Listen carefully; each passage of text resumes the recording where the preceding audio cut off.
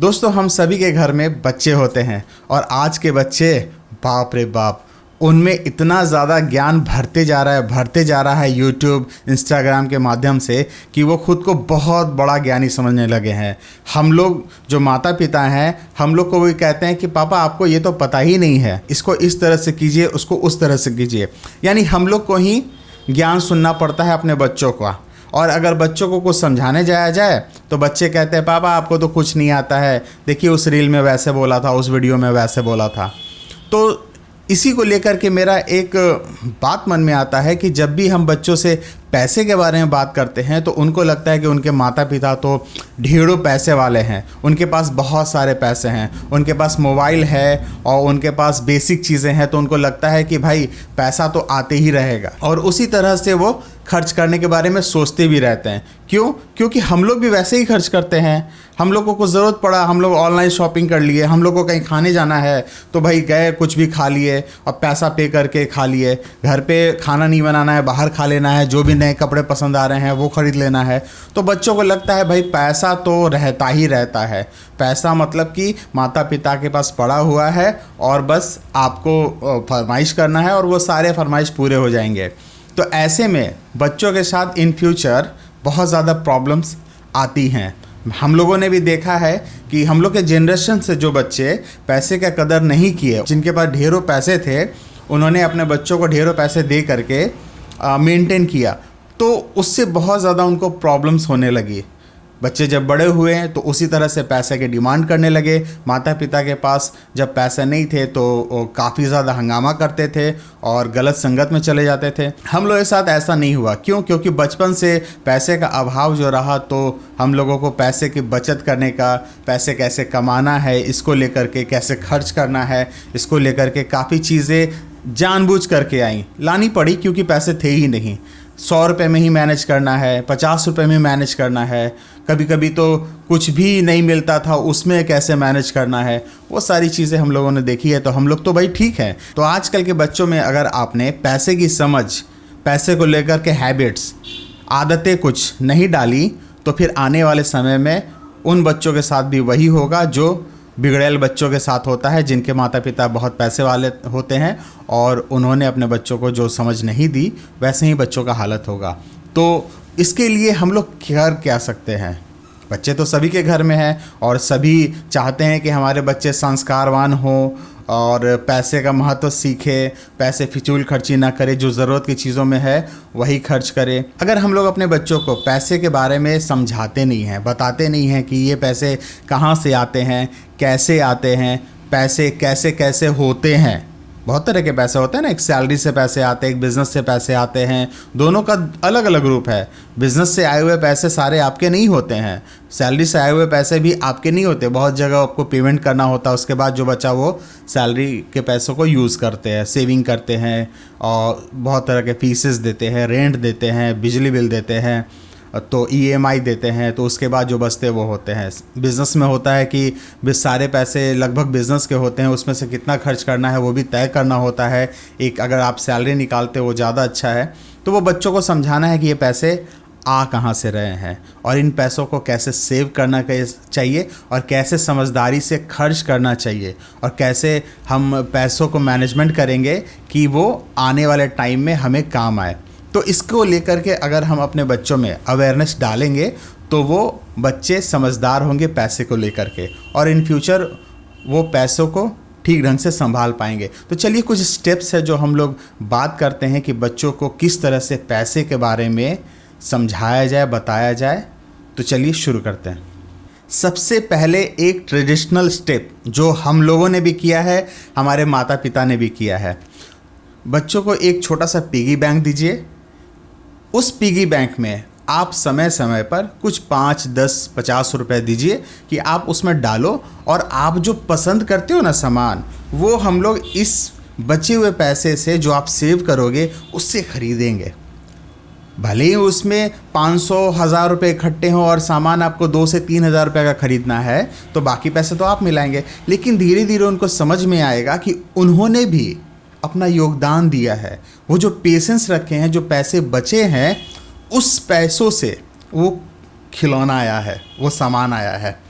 तो उनको जब ये आदत पड़ेगी ना कि पैसे बचाते हैं और फिर सामान खरीदते हैं, वो गोल जब पूरा करेंगे तो उनमें हैबिट हो जाएगी।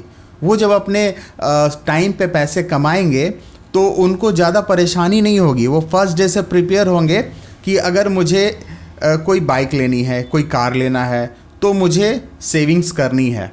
वो मेंटली प्रिपेयर होंगे। तो वो गोल सेट करने वाला जब वो समझ जाएंगे ना, तो उनको बहुत सारी चीज़ें आसान हो जाएंगी। एक स्टेप ये हो गया। दूसरा, जब 10 साल के आपके बच्चे हो जाएं तो जो फाइनेंशियल डिसीजन आपका होता है ना कि घर में कितने खर्च हो रहे हैं, क्या ख़रीदना है इस महीने, क्या अगले महीने ख़रीदना है, तो वो बच्चों के सामने डिस्कस करिए।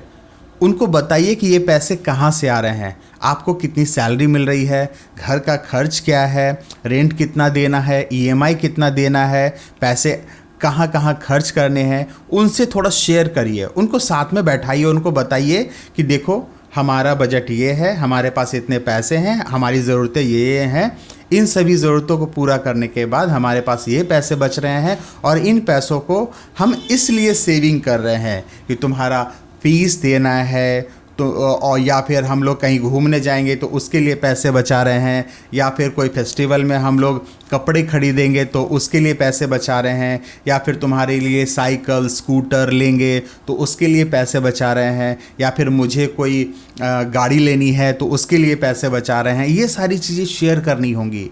इससे क्या होगा, बच्चों को पता होगा कि पैसा कहाँ कहाँ जाता है, पैसे का उपयोग क्या है, पैसे जब बचेंगे तो कहाँ कहाँ खर्च होंगे। सबसे बड़ा चीज़ क्या आएगा, पेशेंस धीरे धीरे उनमें आएगा कि माता पिता 2 महीना 3 महीना साल भर जब पैसे बचाते हैं तो फिर ये चीज़ें खरीदते हैं, तो पैसे की समझ उनमें धीरे धीरे आएगी। तीसरा, जब भी बच्चे कुछ डिमांड करे तो उसे टालिए।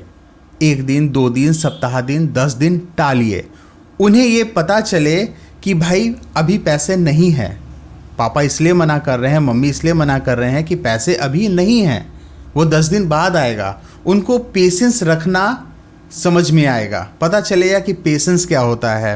धीरे धीरे जब इस चीज़ को वो समझेंगे ना, तो उनको हर चीज़ का डिमांड ऐसा नहीं लगेगा कि अभी बोला और पूरा करना होगा।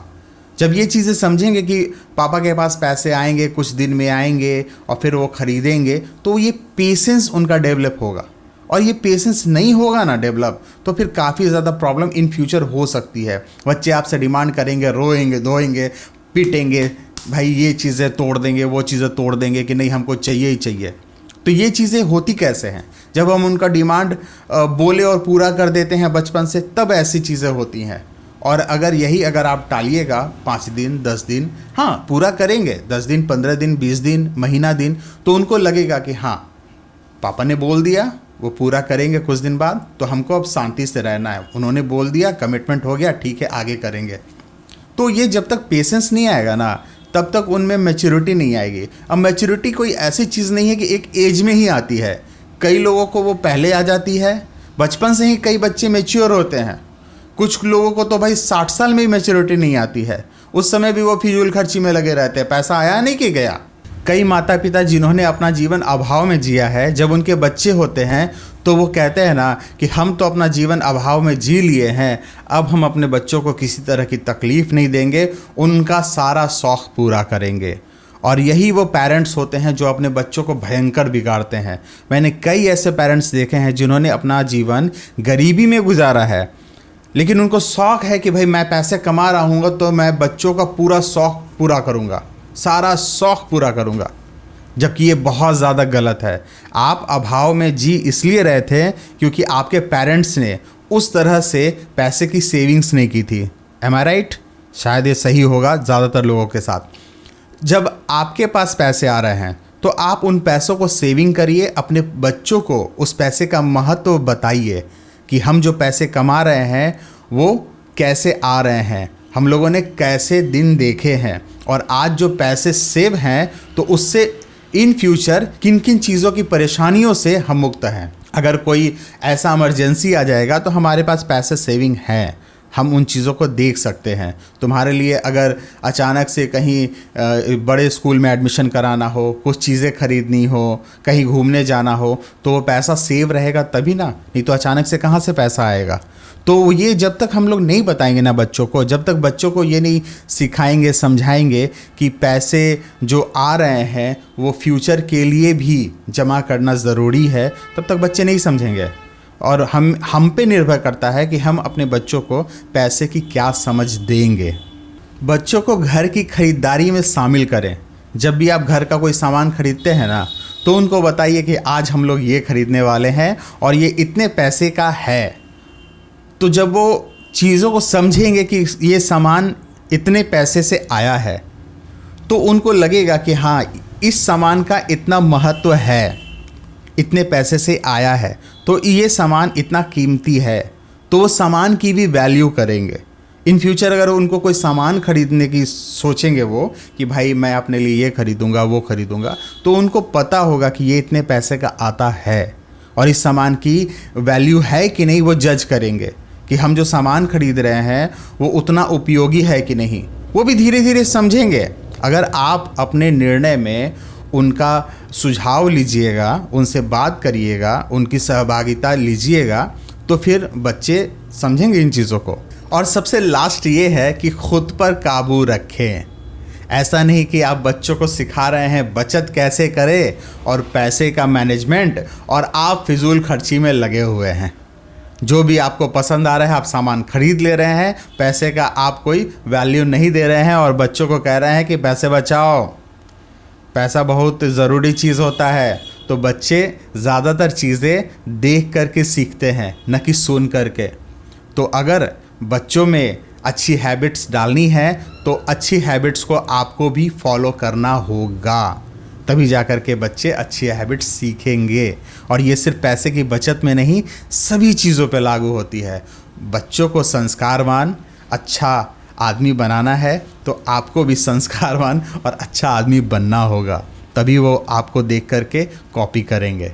तो वीडियो पसंद आया तो लाइक कर दीजिएगा। मिलता हूँ अगली वीडियो में, तब तक के लिए नमस्कार।